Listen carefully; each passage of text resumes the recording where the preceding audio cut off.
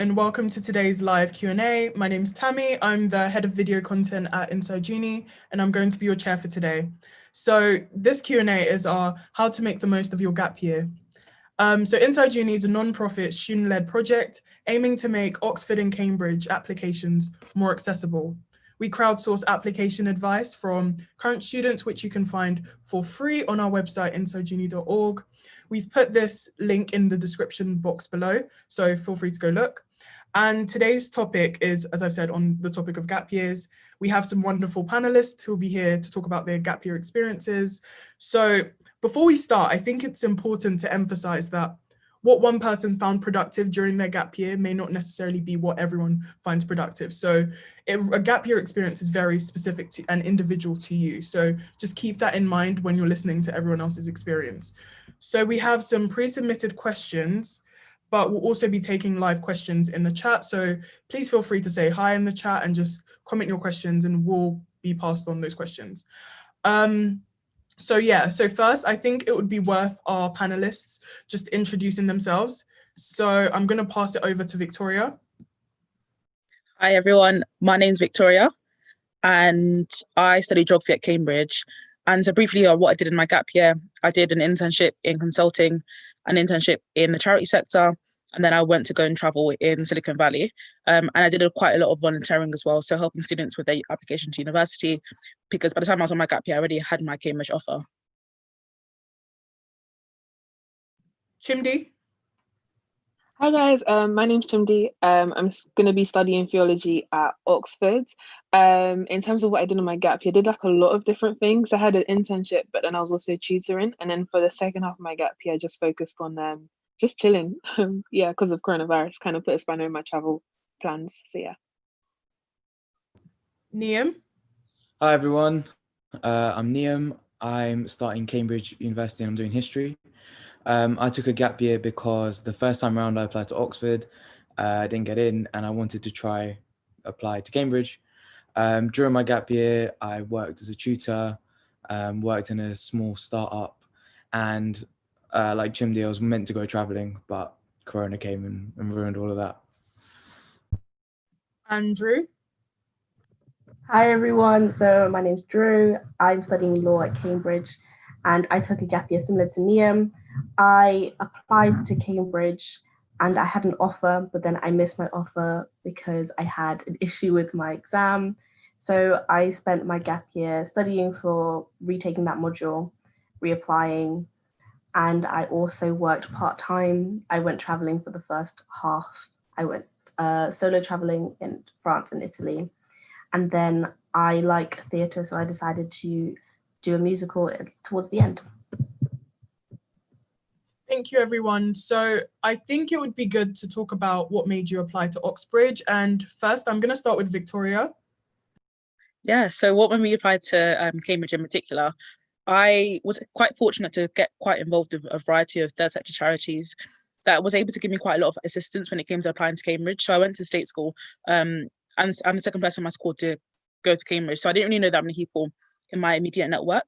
And so charities like the Social Mobility Foundation, Into University, Target Oxbridge were all really, really helpful when it came to getting advice. So I think through the charities, that probably made me think that I can actually apply to Cambridge and actually, have a good chance of getting in. But also I think one of the most important things was when I was in year 12, I got involved with something called the Certain Trust Summer School. So I did that for geography for 1 week. And actually that was at my college, Queen's.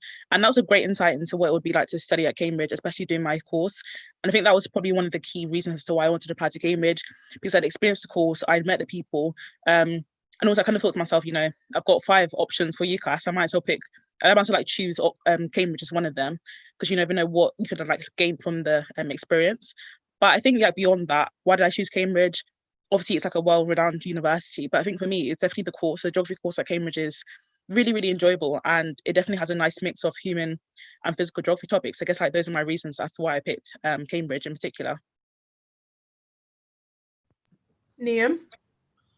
So I think for me, it was the challenge. I wanted to see if I could get into what is one of the best universities in the world.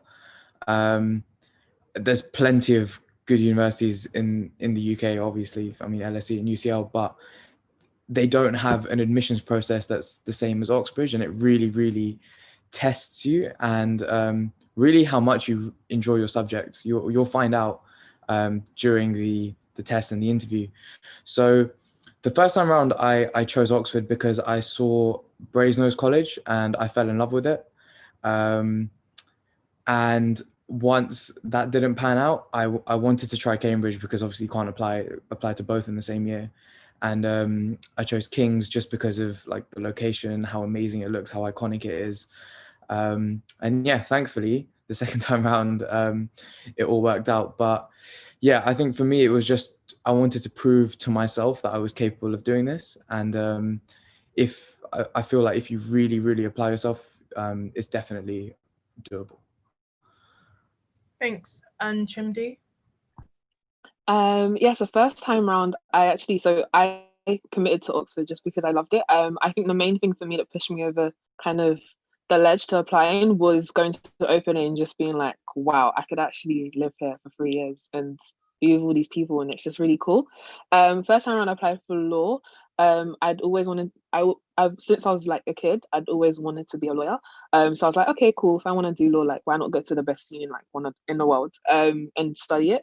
I didn't really do well with my LNAT, so didn't get any of my offers actually. First time around when I applied, so I had to like take a year out to kind of really figure what I loved. And for me, the course at Oxford Theology is like really unique in a sense. It applies so many different current day issues to your course. So you can look at there's a paper called Religion and Religions, and you look at like anthropology, sociology, and all this like really like nice stuff in the nicest way possible to like put it. So that's the main reason I applied to Oxford for theology, just because the course is real and I just fell in love with the city. Thanks, Jimdy. So now we're going to move on to our pre-submitted questions, but we'll also be taking questions in the live chat. So please ask away. Our moderator, Felix, would love to hear all your questions. So the first question, I'm going to pass it over to Niam. So if reapplying to Oxford for history, is it okay to use the same written work if it was scored highly? I think that depends on a few different things. So my written work for Oxford was scored really low. And so what I did is I actually improved it the second time around when I applied to Cambridge, because it was something I wanted to talk about in the interview. If you're reapplying, what I would say is that even though it was scored highly, I think there's always places where you can improve. So I'd look at doing that first. And I think it also depends on the college that you're applying to. So if you're applying to the same college, the chances are the same professor is going to read it. And so then hopefully they see it the same way they saw it the first time. But if you're applying elsewhere, and I know the majority of people, I think, who reapply try a different college, you don't know how that professor is going to react to your work. So I feel like as long as it's something that you're comfortable talking about in the interview, and you feel like it's a good piece of work, then by all means submit the same work again. Thanks, Niam. There's another question. I think, Drew, can you read this one out, please? Yeah, I just have to make sure I'm not muted. So this question is, was it tiring going through the admissions process twice? So as I already mentioned, I applied to Cambridge and I'd gotten an offer in my first year. And then I reapplied again to Cambridge to a different college, but for law again. And I would actually say that the second time round, it has its pros and cons. So the con is, yes, you are having to go through the whole process of writing out a completely new personal statement, because you can't use the same one, otherwise you'll be plagiarizing yourself, and having to get your teachers to write your references. And that process isn't necessarily difficult, but it's quite long. And then that leads me into the pros, because you've already written a personal statement before. You understand the structure, you understand what you can write in a word limit, and you can use your old work as a template to write a new one. So I would say overall, it's not tiring, especially if you are prepared, you know how much time it's going to take you to go through the process, and so you leave that amount of time for you, it will be a bit shorter, or at least it was a bit shorter for me because I already knew what to prepare for. I wouldn't say it was too tiring. Yeah, so I did find it a little bit tiring, which is really weird because the first time round, to be fair, I didn't actually treat it very seriously. So for my exam and my interview, I only really prepared a few days, at most a week before, which is obviously a huge error. So the second time around, I really this was the main goal of my gap year. So like I really tried, and yeah, it gets a bit draining after the same time because you feel like you need to know your topics, your books, whatever you've spoken about in your personal statement. You feel like you need to know it inside out. But at the same time, you feel so much more confident going into it. So I remember on the day of my interview, I think my interview was at like 2 o'clock or something in the afternoon. I got there about 9. I went over some stuff for about an hour in a coffee shop, and then I just went and explored Cambridge, and then came back and did my interview.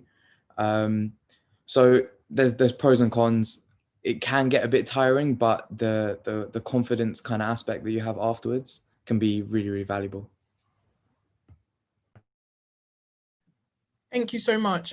So we have a live question now from Guyanese, and sorry if I'm saying your name wrong. How do you make yourself more selectable for Oxbridge by utilizing the gap year? And this person's applying for an MPhil in archaeological sciences at Cambridge for 2021.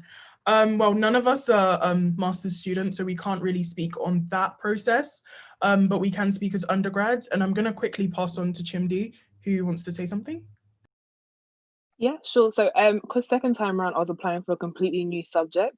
So obviously, bearing in mind for a lot of Oxbridge subjects, like people would have started their application in year 12 and started, doing all these really cool things that they can show off in their personal statement and also later on an interview. So I was kind of behind because I only decided around August that I was like, if I was going to reapply, it wasn't going to be for law, it was going to be for a subject that I held more closely to my heart and I really loved. So different things I did. So the first thing I'd say is go on Eventbrite. I know obviously now because of coronavirus there isn't as much, but I literally typed my subject into Eventbrite and there were so many great events. So LSE had a really great lecture series going on at the time called Beyond Bilal. And funny enough, the lecture that year was literally tying in culture and religion, which is the two main reasons why I love my degree. There was also a symposium at Cambridge as well, which also comes across really well if you're applying to Cambridge. So there's so much on Eventbrite. I'd say just use your time to the best of your ability. And just like there's so much online, especially now because of coronavirus, there's been so much that's been readapted for online learning. So you can literally, Google is your best friend for making you more selectable by Oxford, just because you have more time in comparison to everyone else, because everyone else is still in school or finishing third year. So you can definitely use your gap year to your advantage because you have more time and more resources to basically play around with. And just following on from that, I want to say firstly, it's important to remember that master's application process is completely different to undergrad. So I really don't know what necessarily they're looking for. But I know for undergrads, when you're taking a gap year, they just want to see that you're using that to mature and to make you a more enjoyable student. I remember talking to a professor at Cambridge, and they were saying that when they are interviewing you, as much as they are thinking, will this person study well here, they're also thinking, do I want to work with this student? They want to see that you are an interesting person as well. And so using your gap year can really help flesh out who you are on paper, because you can say, I'm using my gap year to do this. Like for me, I used my gap year to do theatre because that was something that I've always been interested in. And it doesn't necessarily relate to law that strongly, but I could use it to talk about how I became more confident and I was able to broaden my horizons and it gave me more experience. So if you're able to do that, then that's already making you stand out as an applicant. Thank you, Drew. So we have another live question. So I'll pass that over to you, Drew, as well. Yeah, I think this one is something I worried about as well. The question is from Miss Bombastic, and it is it recommended for reapplicants to have stated in the teacher reference why they are reapplying? So I thought that it was quite important to mention why I was reapplying, especially because I was retaking an exam. And the reason I was retaking that exam is because there was an error with the extra time that was meant to be given. And that's something that was quite crucial to the entire reason I was going through the process again. And I don't think that there is anything too negative that you can say that would put them off from taking you. I don't think that that's a worry that you need to have. If something happened and that's why you're reapplying and you've overcome that, then that shows resilience and it shows that you can deal with failure, and that makes you a more attractive student, because if you're going to study and you might not get something right or you make mistakes, it shows that you're able to overcome that and try again. So I would always say it's a good idea to mention, if it's not too personal to you and you think that it would make your application stand out, why you're reapplying, and just justify it. But that's really great. I think it's also good to mention that if you have a very specific case and a reason why you're reapplying, maybe email the admissions staff at the college just to ask if it's necessary for that to be in your teacher reference. If it doesn't need to be there, then you might not need to put it. But just to really make sure that obviously it applies to your situation, do email and do ask questions, because the admission staff will be very happy to answer your questions about your application and your teacher reference. So hopefully that answers your question. So we'll move on to the next question, Chimdi. So the next question is, did you feel sad seeing all your friends go to university? I'd say for me personally, it was a mixture of both. Yes, a bit sad because obviously those are all your friends going off to university and you're going to be left, if they're not local. So a lot of my friends went to Midland unis, so that meant being quite far from your friends, which is something that took some time to get used to. I'd say also another kind of personal thing that I had, which I'd say made me a bit sad, was just knowing that I'd worked, because in my case, the main reason I didn't go to university was because I didn't get any of my offers because of my LNAT. It was nothing to do with my personal statement or my grades. My grades were fine, and I actually aced my predicted grades when it came to the exams. So I think for me that kind of made me a bit bitter in the sense that we all got like similar grades, and you guys are going and I'm still here, kind of thing. But I'd say definitely just be happy about it. In the sense that you have a year to grow and work on yourself, which they won't have until maybe when they finish studying, or if they have a placement year. So definitely focus on the joys of it. Also as well, if you want to, you can go and visit them whenever you want, depending on like your work commitments or how you're going to focus on your application and stuff like that. So definitely, yes, I'd say in the short term I was a bit sad, but more happy just because seeing them succeed, I think as a friend, there's nothing else you want to see your friends do. So yeah. Thank you. Yeah, and then just to add on to that, I think fundamentally it's quite easy to compare yourself and your journey in life to other people. I think obviously from school we're kind of told that you have to go to university at age 18. If you're not, like, you're a failure. That's false. That's not true.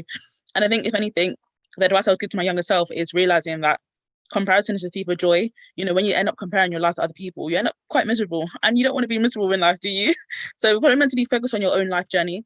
You know, focus on what you're basically focus on yourself. If you're making your gap year useful, if you're getting work experience, if you're doing volunteering, these are all things that will help you in your own personal development journey, and they'll end up helping you as you, like, you know, go on in life.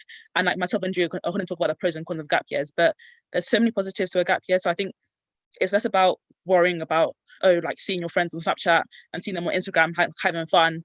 And yeah, they can be having fun, but also like there's negatives to university as well. Like it's kind of, you know, pros and cons. So fundamentally just like focus on yourself, focus on what you want to do in your gap year, and don't worry too much about other people's journey. Focus on running in your own race in life, and then, you know, that's kind of like how you find your happiness ultimately.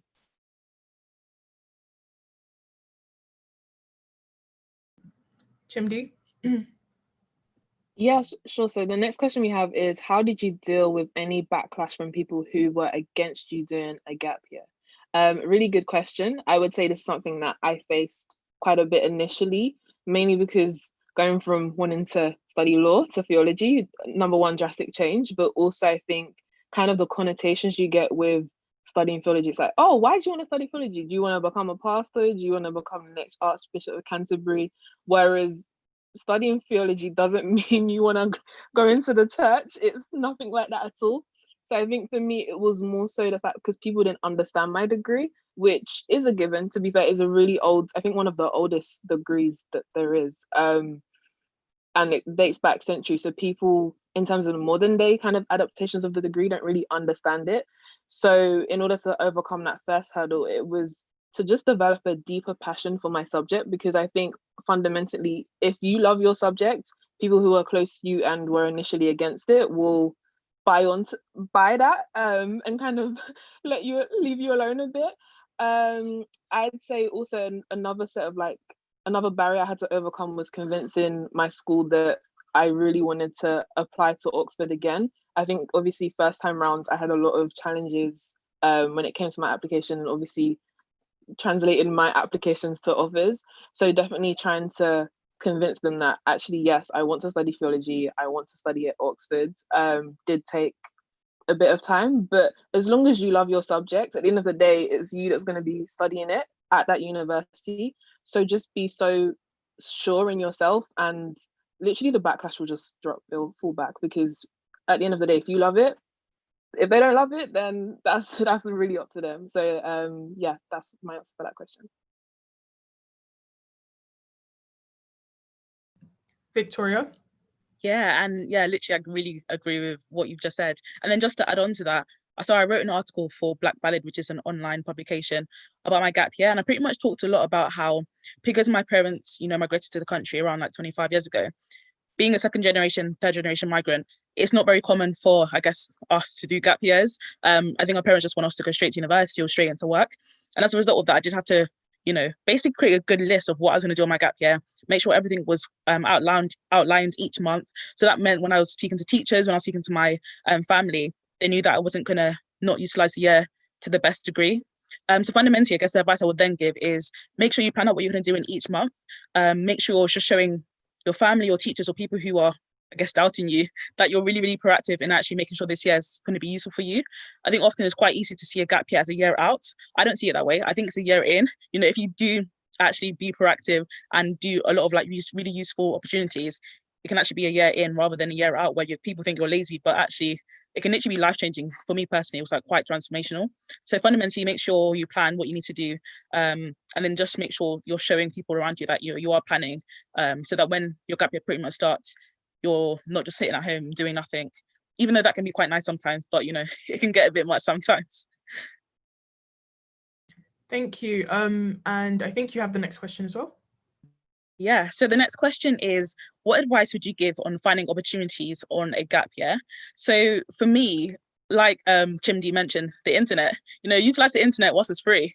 And so going on Eventbrite, I actually went to a geography lecture, and that was at UCL, and I actually met one of my current lecturers at that lecture before going to university. So it basically meant that when I got to Cambridge, I already knew at least one lecturer other than my, one of my tutors who did my interview. So it meant that I could go to Cambridge and have at least another friendly face. Another great way of finding opportunities is, I guess it's up to you personally, but making a LinkedIn account, you get to reach out to people from a variety of career sectors. Obviously, because of COVID, you can't necessarily, I guess, do work shadowing, but you can always ask for virtual coffee chats. So if you just ask them very nicely saying, can I have like a few minutes of your time, like one afternoon or one evening, just to speak about your journey into your career. And that allows you to build your skill set, build your knowledge. And it means by the time you go to university, you're a bit more ahead in regards to where you want to go in your career, how to go about finding internships.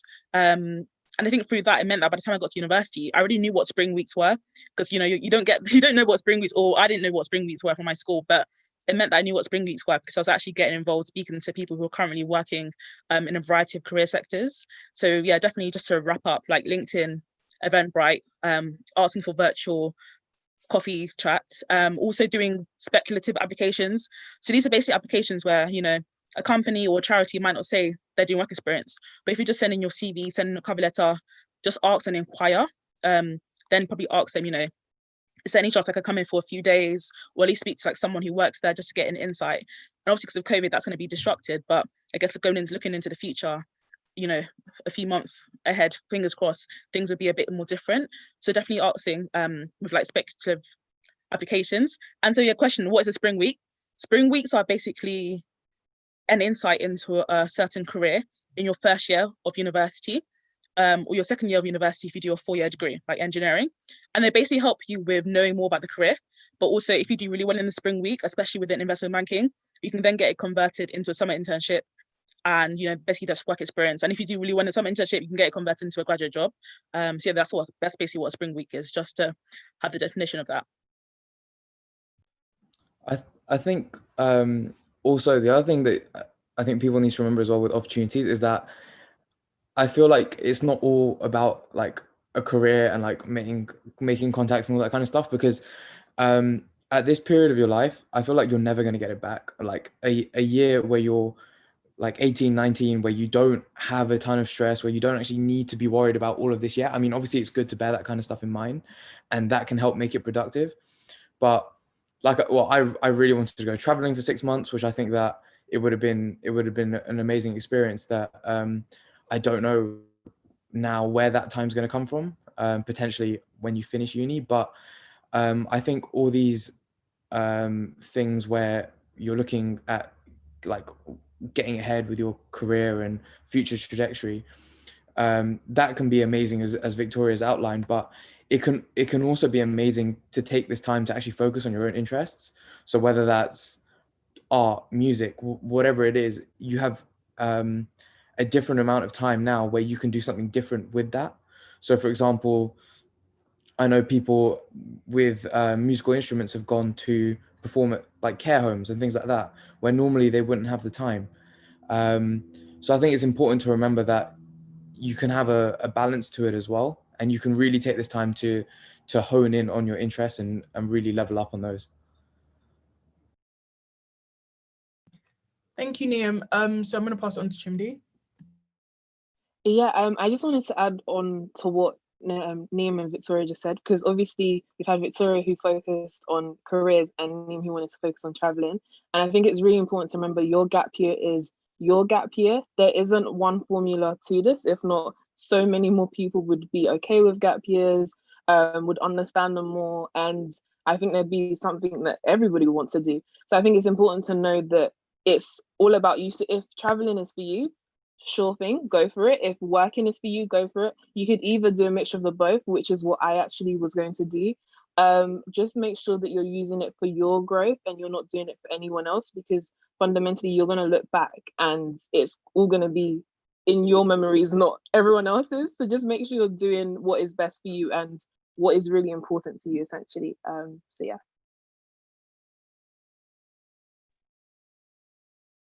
Great. And so then the next question is, what are the pros and cons of doing a gap year? And so I guess going through the cons first, negative first. Cons, maybe, I guess, like the worry of thinking, oh, I should just go straight into university, just get on with it, basically. I think that's kind of the con I thought about a lot when I was thinking about doing a gap year.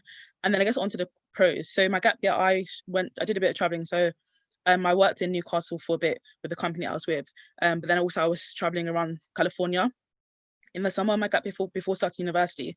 So for me, that was quite a positive experience because I met people from across the world.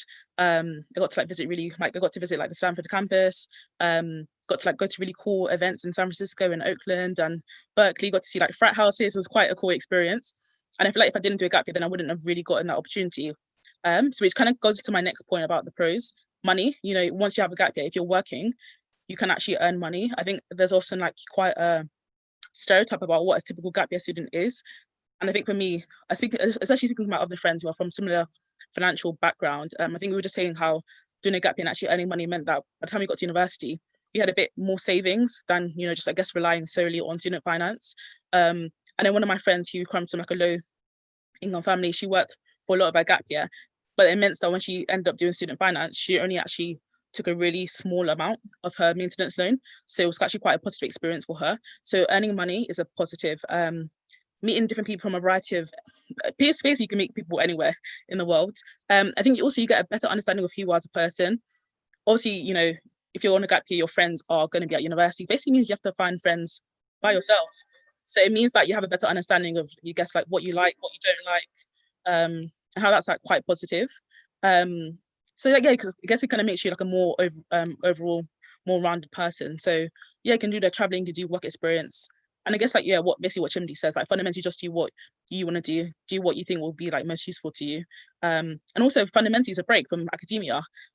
Some people find sixth form quite stressful, some people don't, but if you do find sixth form quite stressful, you can take that break to just kind of reflect on your life before going into university again. Yeah, and I would just echo what Victoria said. In terms of cons for a gap year, I think this really depends on you as a person and what it is that you want out of life. I think some of the common cons are that you'd be a year older, but this isn't necessarily a bad thing, especially because even though you're a year older, you have a year more experience. And a lot of the time we are told, kind of like Victoria said, like if you're not going to university at 18, then you're wasting your time, you're not making the best use of your life. But actually, there is no rush. You're only competing with yourself. You're only on your own journey. And we know so many successful people who have gone into careers later on in life, and yet they have had such an amazing experience beforehand that they're really fulfilled. So if taking a gap year is something that you really want to do, then that's never going to be a waste of your time. It's going to help you be more mature.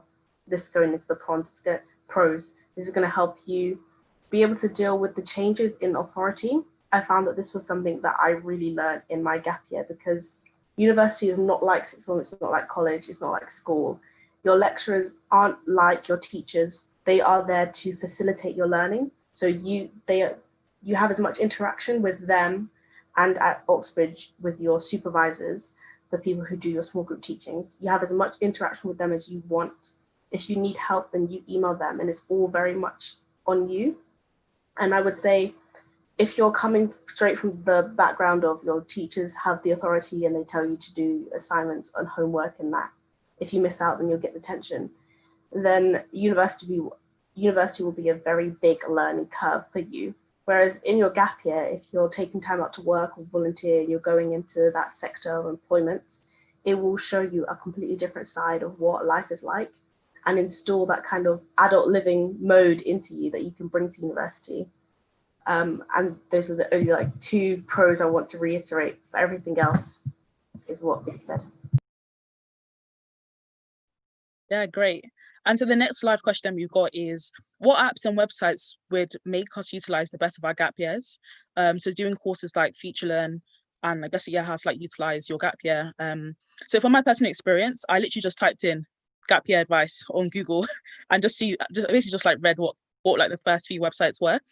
The UK government has a really good website called Prospects, and it pretty much outlines, I guess, advice on gap years. There's also a good website called Not Going to Uni, which has a variety of gap year opportunities. And that's pretty much how I found my work experience. So I think that's quite a useful thing to do.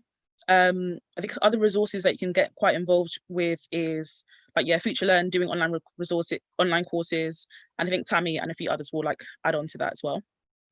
There's also Farage. I think before it was called Inside Sherpa, but they do a lot of online courses. So if you did want to like brush up on some knowledge, then you could go on there. You could obviously search videos up on YouTube. It depends on the course you are going to study and what you're going to do, because obviously the knowledge varies. If you're going to do medicine after your gap year, I think you should probably brush up on some chemistry and biology. I think, yeah, so it does depend. But I think in general, also have a look at the university website. They should have some pre-reading. So during your gap year, maybe get ready by doing some reading. I think what you should do is make sure you read about things you're passionate about. So for example, me as a humanities student, I do politics and international relations. If I was to take a gap year, I would read all the topics I'm interested in. And yeah, so that's my advice. And also you can look at the Inside Uni website if you want to find out more about subject specific stuff. Yeah, I'll pass it on to Chimdi with our next question. So our next question is, if you could redo your gap year, would you have done anything differently? I think if pretending that coronavirus didn't happen and my gap year went to plan, I would say one thing I wish I did that I didn't do was just not overwork myself. I think I was very focused on the fact that being from a working class background and knowing that financially this was an opportunity to just make sure that I'd be set for at least first year, I kind of took that concept and just ran with it. So it reached a point where I was literally juggling my like full-time internship. Can I talk? My full-time internship, and also like tutoring on the weekends, and also doing athletics as well because I train as an athlete. So that was a lot, and I found myself very tired and also just sad sometimes because I didn't have the time off to go see my friends who were at uni or just do things I loved. So I think definitely just making sure that I didn't overwork myself and just remembered that I am 18, 19. Like I should be able to have fun whenever I want to have fun. So definitely making sure it was an enjoyable experience from the get-go, I would say is something I would have done differently. Yeah, adding on to that, I have to say something similar as well, because from that period from like September to December, where I think for most of us, like one of the main reasons we want to take a gap year was to get into Oxbridge. So at that time where all your friends are going off to uni and they're having freshers weeks and they're settling in and they're partying, and you're like, wait, I have my entrance exam now, or I have my interview or whatever, and I have my job or my part-time job or my tutoring, and I feel like it can feel like a lot really quickly. So, and I actually kind of regret now. I should have gone to some freshers weeks. Should have gone with my mates because I don't know what they're doing this year. I think that balance is really important, and I feel like it's good to have a rough plan as well going into it. So I feel like if say you want to travel, you should be able to like, okay, I want to work until say February, and I need to have X amount saved up by then, so I can put so much aside for when I start, and I want to spend this much when I go traveling. Um, it's just about having a rough idea of what you want. You don't need to have it all figured out, because I definitely didn't. Like I decided to take a gap year on results day. Um, so I wouldn't put too much pressure on that. But once you decide that, okay, this is what I'm going to do, you need to be able to, I feel like, act quite quickly and have things in place so you're ready to go. And yeah, just one last thing I was going to add on to it. So I did a lot of vlogging of my gap year. So I think if I could turn back time, probably create the vlogs and make it into like an actual like gap year film just for memories. So now I've just got like my iPhone storage is like just taken up from videos of 2 years ago. So like, yeah, just like create vlogs, take more photos, which I did, but just create like a gap year film basically.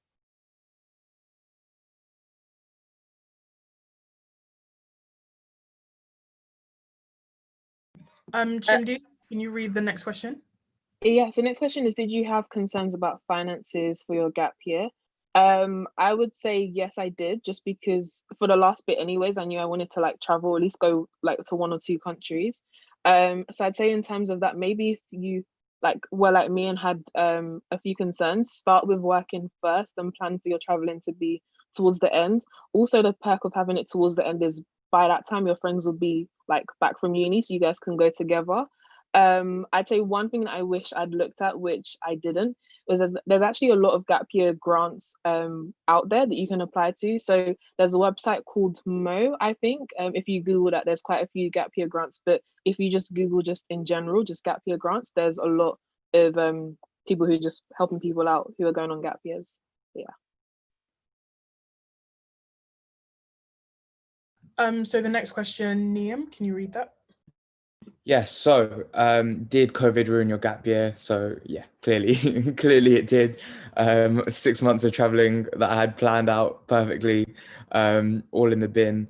But I feel like when things don't go to plan, you need to just be able to enjoy what you have in front of you. So, for example, I it made me actually realize when everyone was in lockdown that, so I'm 19, my sister's 18, and I have a little brother who's 15.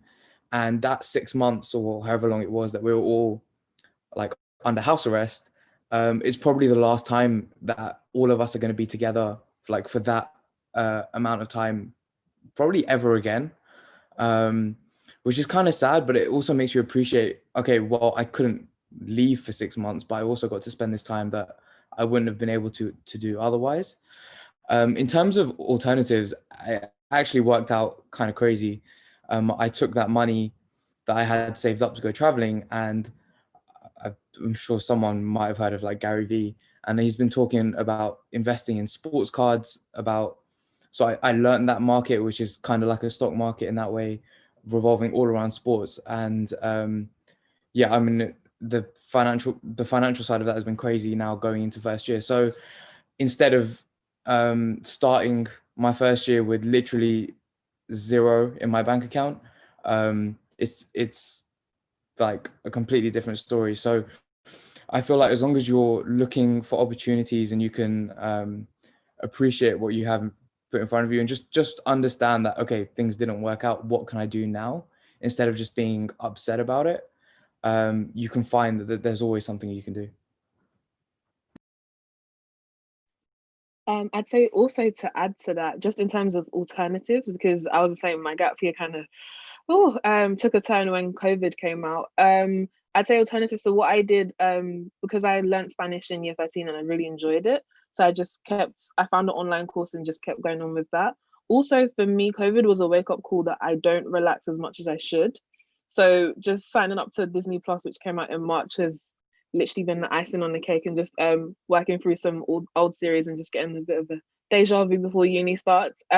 Also watching documentaries. So Disney Plus actually has some really good documentaries too, which people don't know about, but they have some really great ones. Netflix, and just developing my love for my subject is another thing that I did. So yeah, there's some obviously cons, which quite rightly so discussed, but I think there's some pros, and just with everything in life, just adapting, because that's just how life is. You just got to adapt when you get an L, basically. And now for the last question, before we move on to our resources part. So Chimdi, can you take this question? Yeah, sure. So how has taking a gap year affected you as a person? I would say as a person, in like summary, I've grown a lot. Just in terms of like my view on life, I think just going into the working world and being, because when you're in school, you're in a bubble, and just being outside of that bubble, your mind just, I don't know how to describe it, but you just grow. Just simple things like learning how to save, learning how to commute, and all those kind of little gems really just changed me and just helped me appreciate things more. I would say so. That's how my gap year affected me as a person. Just a lot of growth, personally and career-wise as well.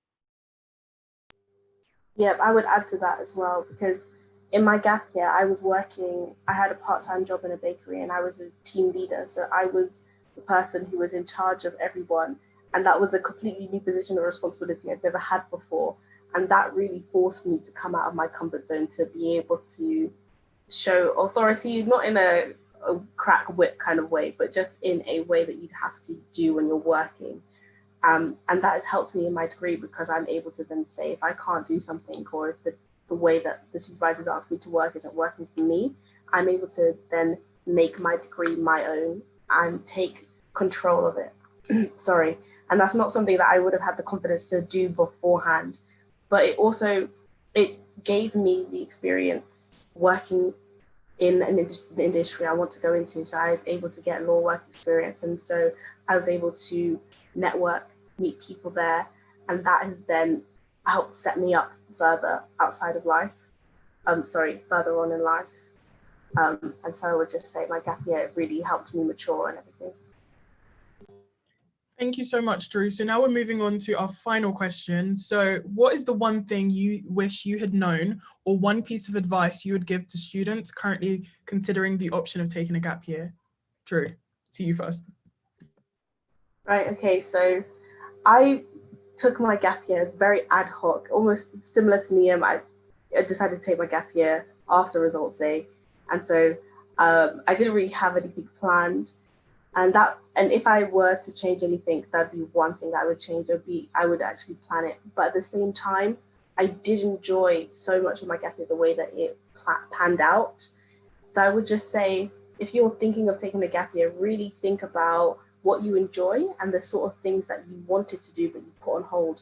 And even if the things that you do plan, like traveling, don't work out, you already have a backup in your mind of what you can go to do and keep growing.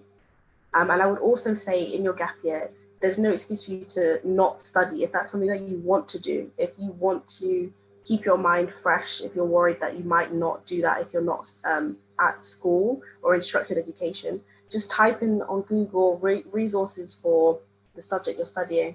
So I signed up to blogs that talked about public law. I went onto the university website and saw what resources they were sharing for my subject. And I just made sure I was my own teacher. So I would really say if you're thinking of doing a gap year, you can take your learning and your experience in your own hands. Yeah, for me personally, I would probably say just having more confidence in myself. Honestly, my gap year made me into the woman I am today, literally. So imagine I was about to not go on a gap year because of people's opinions. Like, thankfully, I had the confidence to do it. So I think if you're thinking about doing a gap year, it's not by mistake. It's probably because internally you really want to do it. So definitely go have the confidence to do it and do whatever you want to do, and you just enjoy the year before going to university. And yeah, just say yes to any opportunities there are. Like, you never know who you can meet, and you never know how that can change your opinion and your trajectory in life. And also, Drew and I did a video on gap year, so I think the link will probably be in the description down below, but definitely go and check that out. Yeah, I think one piece of advice that I was given was that 1 year isn't that much time. So when you have things planned, like if you know things you want to do, you need to make sure you get it done. But also, I know the biggest con for a lot of people is that you're going to be 1 year younger than all your friends and all that kind of stuff. But like in the grand scheme of things, 1 year is nothing. And if, like Victoria was talking about, if you use it in the right way, you'll be so much more confident, happy, and actually you'll be ahead, even though you feel like you're 1 year behind. So that's, I think, really important. And yeah, just to add on to what everyone else has said, I'd just say enjoy it. Like, a gap year is a journey. It's an experience that you probably never get again unless you decide to take one after undergrad.